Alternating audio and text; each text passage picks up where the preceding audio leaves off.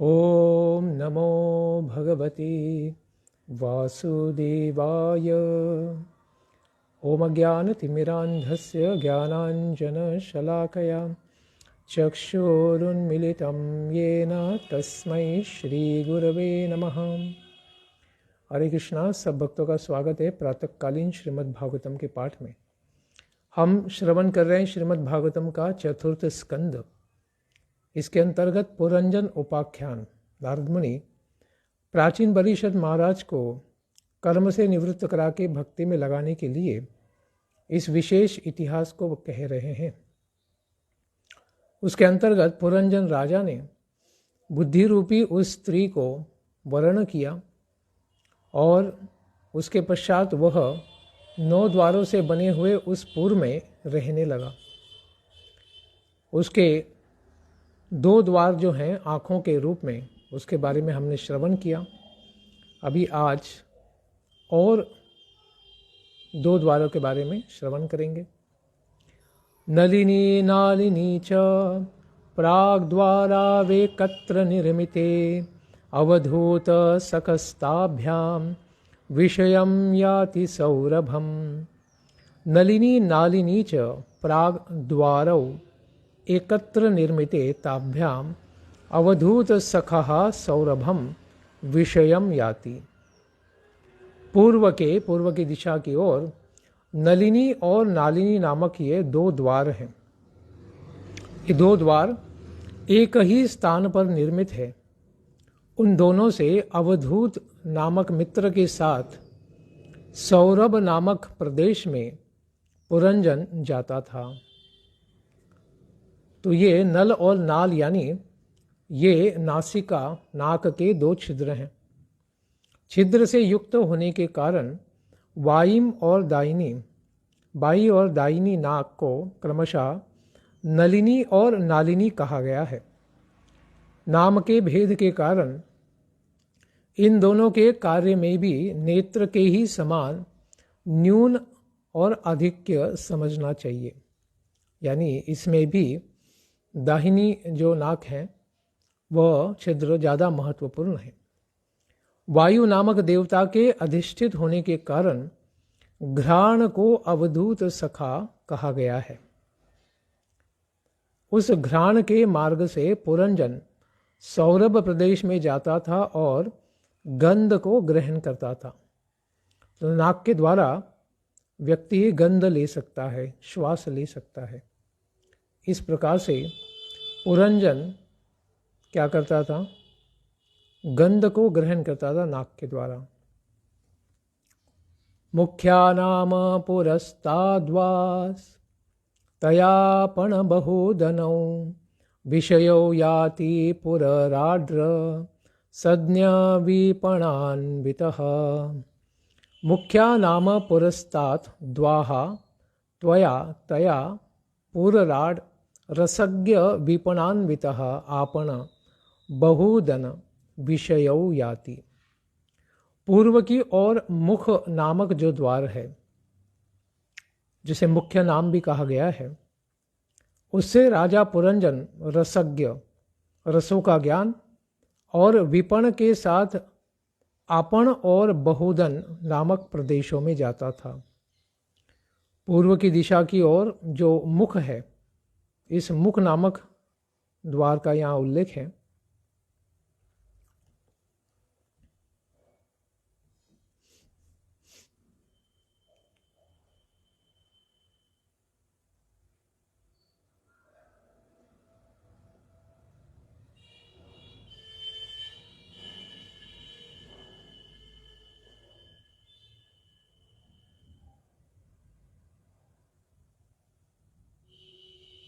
उसके द्वारा आपण अर्थात संभाषण करना, भाषण और बहुधन अनेक प्रकार के अन्न खाने का काम वह किया करता था। इस कार्य में रसज्ञ यानी सारे रसों का आनंद लेना, अनुभव करना, अर्थात जिह्वा और विपण अर्थात वाग इंद्रिय बोलना उसके साथ रहते थे। उसके पश्चात दक्षिण द्वार पितृ पितृहो नृपपुर्या द्वारदक्षिणेन पुरञ्जनः राष्ट्रं दक्षिणपञ्चालं याति श्रुतधरान्वितः। हे नृप, हे राजा, पुर्याः दक्षिणेन द्वार, दक्षिण की ओर 2 द्वार थे। पितृहु नामक द्वार था और उसमें से पुरंजन श्रुतधरान्वितः दक्षिण पांचालम राष्ट्रम याति, उससे वह श्रुतधर के साथ दक्षिण पांचाल नामक राष्ट्र में जाता था। दक्षिण दिशा में यहाँ पर उल्लेख है। इसी तरह उत्तरेण को भी प्रत्ययांत यानी समझ लेना चाहिए। कहने का अभिप्राय है कि दूसरे माध्यम से जो नहीं जाने गए हैं उन 5 विषयों का प्रकाशन करने में समर्थ इस अर्थ में व्युत्पन्न पंचाल शब्द शास्त्र का बोधक है। श्रवण काल भी अधिक बलवान होने के कारण दाहिना कान पहले प्रवृत्त होता है। कान में भी भुजाओं की तरह ही दाहिना कान ज़्यादा महत्वपूर्ण और शक्तिशाली माना गया है। इसीलिए जब दीक्षा मिलती है तो दाहिने कान में ही मंत्र सद्गुरु के द्वारा हमें सुनाया जाता है। इसलिए पहले शास्त्र को सुनना चाहिए। सांसारिक शब्द को सुनते रहेंगे तो संसार में ही फंसे रहेंगे, लेकिन अगर शास्त्र को, मंत्रों को अगर श्रवण करेंगे तो उस प्रकार से हमारी चेतना भी आध्यात्मिक हो सकती है। कर्मकांड के साथ समता होने के कारण कर्मकांड को दाहिने कान से ही सुनना चाहिए।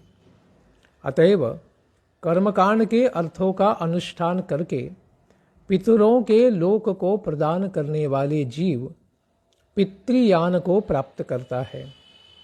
इस तरह से पितरों का आह्वान चूँकि दाहिने कान से होता है, इसको पितृहु कहते हैं।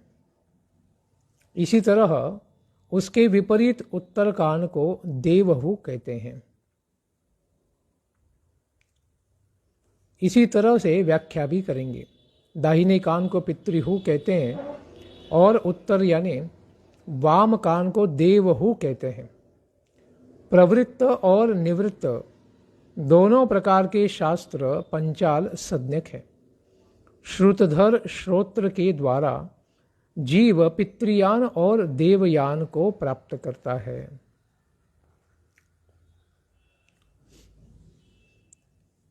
देवहुर्नाम पुर्याद्वा उत्तरेण पुरंजनः राष्ट्रमुत्तार पंचालम याति श्रुतधरान्वितः। पुर्याः उत्तरेण द्वाः देवहुः नाम पुरंजनः श्रुतधरान्वितः उत्तर पंचालम राष्ट्रम श्रुतधरान्वितः याति।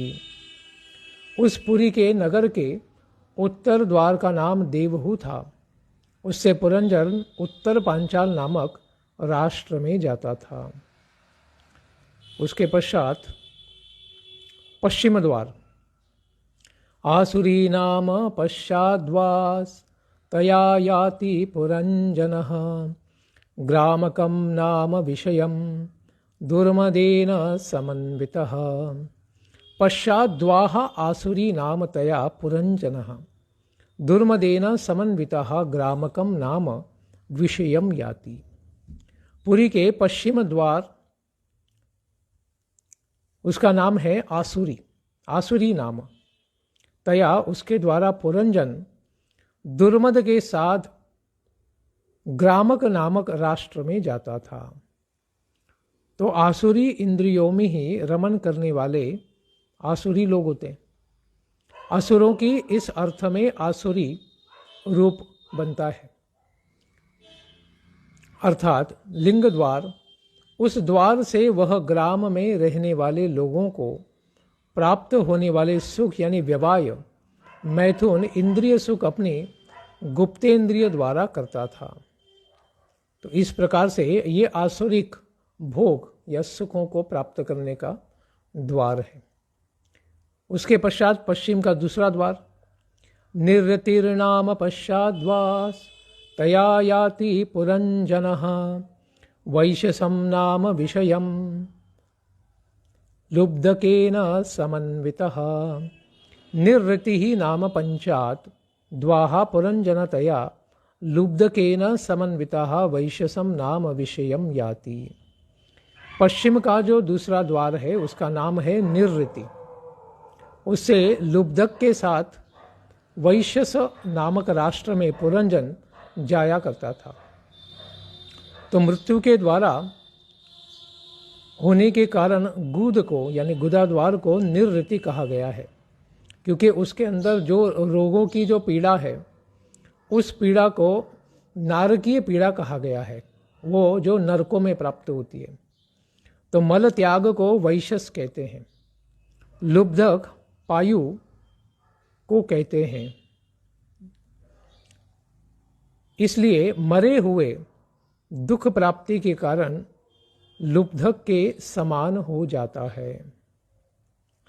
इस प्रकार से ये नरक का द्वार है, इसमें सारा जो पीड़ा है वो एकदम नारकीय पीड़ाएं होती। अंधावमीशां पौराणाम निर्वाक्पेशस्कृतावुभौ अक्षन्वतामधिपतिस्ताभ्यां याति करोति च। अमीशां पौराणाम निवाक पेशस्कृतौ अंधौ अक्ष्णवताम अधिपति ताभ्याम याति करोति च। इस पुरी के सभी नागरिकों में दो व्यक्ति अंधे थे, निर्वाक और पेशस्कृत। नेत्र वालों का स्वामी पुरंजन इन्हीं दोनों द्वारों की सहायता से जहाँ कहीं भी जाता था और सभी कार्यों को करता था। तो उस पुरी के सभी नागरिकों में विशेष करके निर्वाक अर्थात पैर और पेशस्कृत अर्थात हाथ, ये दोनों अंधे थे, क्योंकि वो स्वयं से कुछ भी देख नहीं सकते, क्योंकि उन्हें भी आँखों के ऊपर निर्भर रहना पड़ता है, क्योंकि इनमें कोई छिद्र नहीं होता है। स्वतः इनमें ज्ञान क्रिया करने की शक्ति नहीं है। वो आँखों के द्वारा ही और मन के द्वारा ही कुछ ज्ञान प्राप्त कर सकते हैं। पुरंजन इंद्रियों वाले शरीरों का स्वामी या सबों में अंतर्भाव हो जाने के कारण त्वग इंद्रिय का वर्णन नहीं किया गया है। संपूर्ण शरीर में जो व्याप्त है वो त्वचा इंद्रिय है, उसका उल्लेख नहीं हुआ है, लेकिन वो सर्वत्र व्याप्त इस प्रकार से उसका अंतर्भाव हो जाता है। स यर्यन्तपूरगतो विशूचीन समन्वितः मोहं प्रसादं हर्षं वा याति जायात्मजोद्भवम्। स यर्हि विशूचीन समन्वितः अंतः पूरगतः जायात्मजोद्भवम् मोहं प्रसादं हर्षं वायाति। वह जब कभी अपने सेवक विशुचीन के साथ अंतःपुर में जाता था तो उसे पत्नी और पुत्रों के कारण हर्ष, प्रसन्नता, आनंद, मोह आदि विकारों का अनुभव करना पड़ता था, क्योंकि जब इस प्रकार से अंतःपुर यानी हृदय का उल्लेख हुआ है तो हृदय के अंदर उसका विचूषिन अर्थात मन को मोह यानी तमोगुण का कार्य है। इसके साथ जब वो प्रवेश करता था तो प्रसाद यानी सत्वगुण का कार्य है, सत्वगुण के कारण आनंद होता है, हर्ष, और उसके साथ हर्ष रजोगुण का कार्य है। जाया शब्द से बुद्धि को ग्रहण किया जाता है और आत्मजः शब्द से इंद्रियों के परिणामों को कहा गया है। इस प्रकार के सबसे साथ वो अंतःपुर में यानी हृदय में प्रवेश करके इस प्रकार से प्रसाद, हर्ष और इस प्रकार से सुख दुख को प्राप्त करता था। एवं कर्मसु संसक्तः कामात्मा वंचितो बुधः महीषी चद्यदीहेत तत्तदेवान्ववर्तत। एवं कर्मसु संसक्तः कामात्मा वंचितः अबुधः महिषी यत् यत् ईहेत तत्तद एव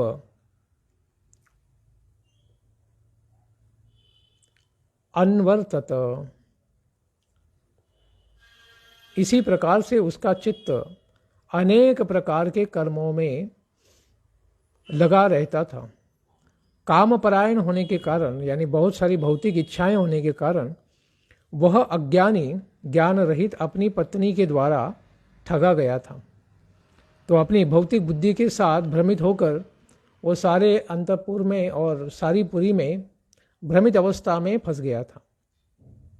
क्वचित पिबन्त्याम पीबती मदिराम मद विव्वलः अश्नत्याम क्वचिद अश्नाति जक्षत्याम सह जक्षति। क्वचित पिबन्त्याम मद बिब्बलः सह मदिराम पीबती। जब कभी भी वह मदिरा पीती थी, वह बुद्धि यानी उसकी पत्नी, तो वह भी मदमत्त होकर मदिरा पान करता था।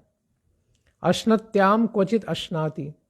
जब वह भोजन करती थी तो वह भी भोजन करने लग जाता था। और जक्षत्याम सह जक्षति।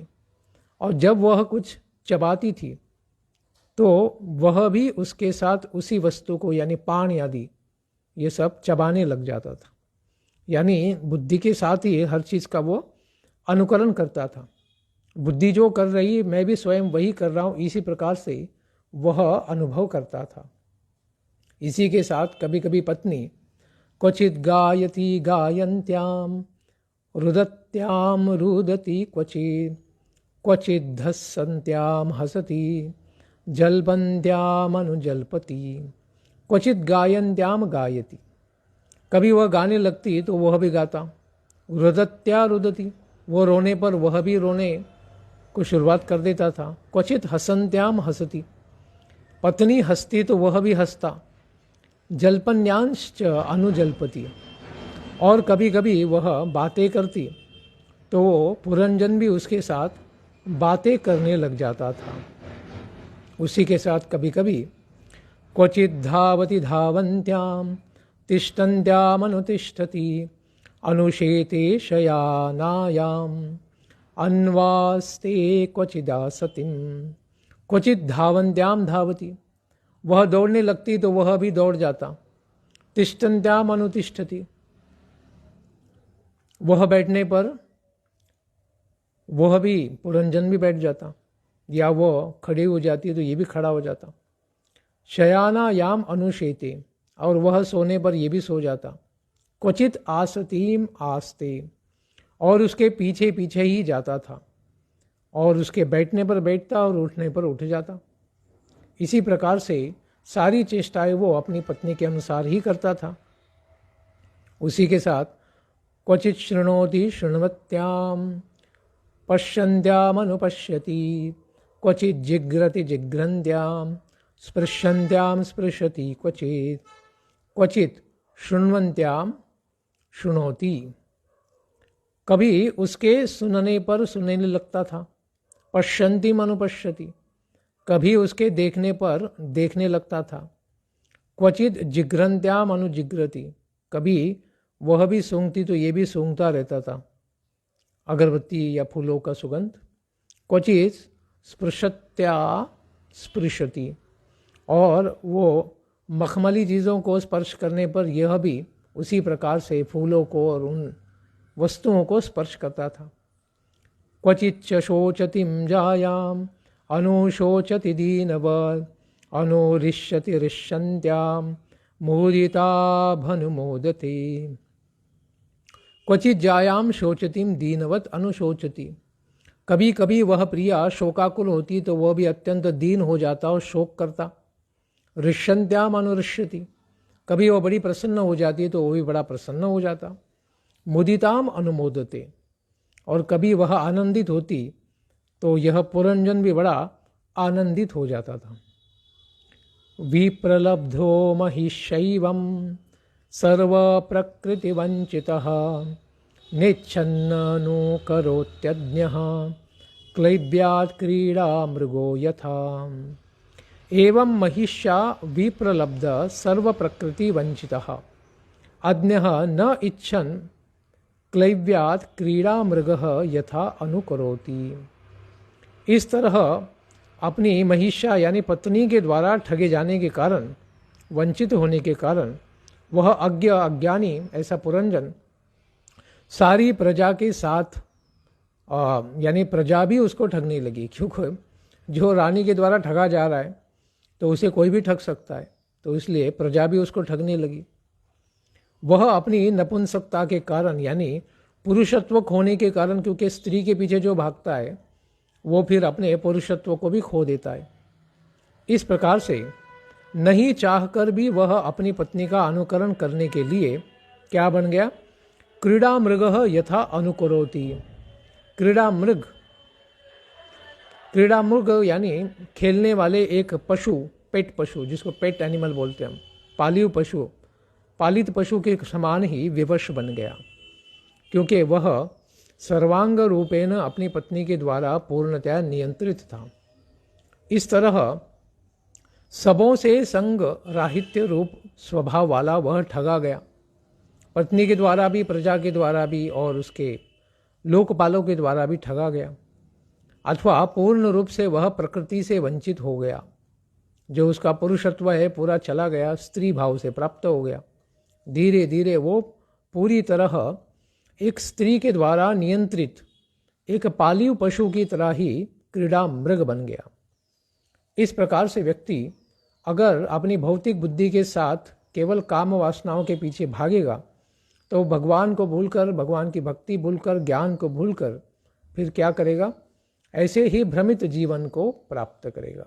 अगर इससे बचना है तो व्यक्ति को भगवान के दिव्य हरि नाम में लगना चाहिए, हरे कृष्ण महामंत्र का जाप करना चाहिए, कीर्तन करना चाहिए, भगवान का अर्चन पूजन करना चाहिए और नित्य प्रतिदिन श्रीमद् भागवतम का श्रवण करना चाहिए, जिससे हमें ज्ञान प्राप्त होता रहेगा और हम अज्ञानता की अवस्था से बच जाएंगे और पुरंजन की तरह अपनी भौतिक बुद्धि के साथ न जाकर उस बुद्धि को भी आध्यात्मिक बनाकर फिर उसका भी कल्याण कर सकते हैं और स्वयं का भी कल्याण कर सकते हैं। इसी उपाख्यान में आगे पुरंजन का क्या होता है इसको हम श्रवण करेंगे कल के प्रातःकालीन सत्र में। धन्यवाद। हरे कृष्णा। ग्रंथराज श्रीमद् भागवतम की जय। पुरंजन उपाख्यान की जय। निताय गौर प्रेमानंदे। हरि हरि बोल।